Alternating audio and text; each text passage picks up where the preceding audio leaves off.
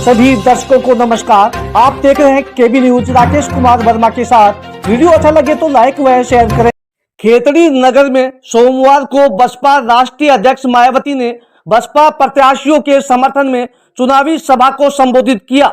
सभा को संबोधित करते हुए मायावती ने कांग्रेस व भाजपा पर प्रहार करते हुए कहा कि ये पार्टियां केवल घोषणाएं करती हैं, चुनाव होने के बाद उनकी घोषणाएं हवा हवाई हो जाती हैं, जबकि बसपा पार्टी घोषणा नहीं करती बल्कि उन सभी विकास के कार्य को करके दिखाती है। उन्होंने कहा, यदि बहुजन समाज पार्टी को बहुमत मिलता है तो क्षेत्र में बेरोजगारों को रोजगार देने का काम हमारी पार्टी करेगी, वह प्रदेश का सर्वांगीण विकास होगा। उन्होंने कहा कि कांग्रेस पार्टी SC/ST वर्गों के हितैषी बनती है, जबकि वह इन वर्गों पर कुठाराघात करने में कोई कमी नहीं छोड़ती। कांग्रेस ने इन वर्गों के लिए पदोन्नति में आरक्षण को खत्म करने का काम किया।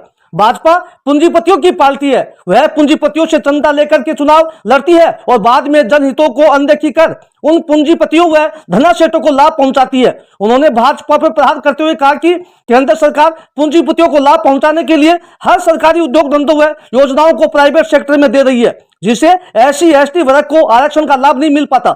मायावती ने कहा कि प्राइवेट सेक्टर में भी SC/ST को आरक्षण दिया जाना चाहिए। मायावती ने संबोधित करते हुए कहा कि यदि इन पार्टियों को सत्ता में रखोगे तो यह इसी प्रकार से गरीबों का शोषण करेंगी, वह अमीरों की तिजोरी को भरने का काम करेंगी। इसलिए अब की बार बसपा को जिता करके प्रदेश में खुशहाली लाने का काम करें। इस अवसर पर बसपा प्रत्याशी मनोज घुमरिया ने बसपा राष्ट्रीय अध्यक्ष मायावती का हाथी की प्रतिमा भेंट कर सम्मान किया।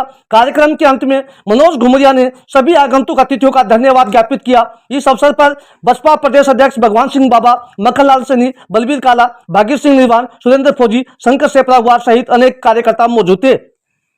अपनी पार्टी के संबंध में ये कहना चाहूंगी कि हमारी पार्टी ये चुनाव आपके राजस्थान प्रदेश की अधिकांश विधानसभा की सीटों पर अकेले अपने बलबूते पर ही पूरी तैयारी व दमदारी के साथ लड़ रही है।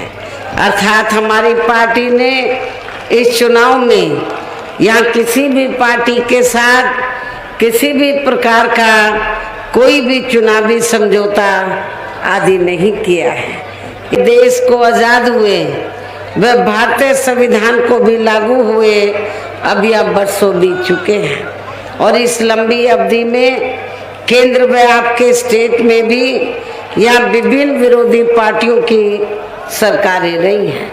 लेकिन दुख की बात यह है कि इस दौरान यह सभी विरोधी पार्टियों की रही सरकारों में आपके प्रदेश सहित पूरे देश में भी सर्व समाज में से विशेषकर दलितों, आदिवासियों, पिछड़े वर्गों, मुस्लिम व अन्य धार्मिक अल्पसंख्यकों के साथ साथ गरीबों, मजदूरों, किसानों, छोटे व्यापारियों एवं अन्य मेहनतकश लोगों का भी पूर्ण रूप से विकास व उत्थान आदि नहीं हो सका है। कांग्रेस पार्टी ने अंग्रेजों के जाने के बाद अपने लंबे अरसे के शासनकाल में तो ये सब भारतीय संविधान में तो कानूनी अधिकार मिले थे, लेकिन प्रैक्टिकल में इसका पूरा लाभ, जमीनी हकीकत में इसका पूरा लाभ इन वर्गों के लोगों को नहीं दिया। तब बाबा साहब के उन बड़े बड़े पूंजीपतियों व धन्ना सेठों को ही फायदा पहुंचाने के हिसाब से अपनी अधिकांश नीतियां तैयार करती हैं, जिनके धन व बल से चुनाव लड़कर ज्यादातर ये पार्टियां केंद्र में आपके राज्य सहित देश के अन्य राज्यों में भी अभी तक यह सत्ता में आती रही हैं, जिस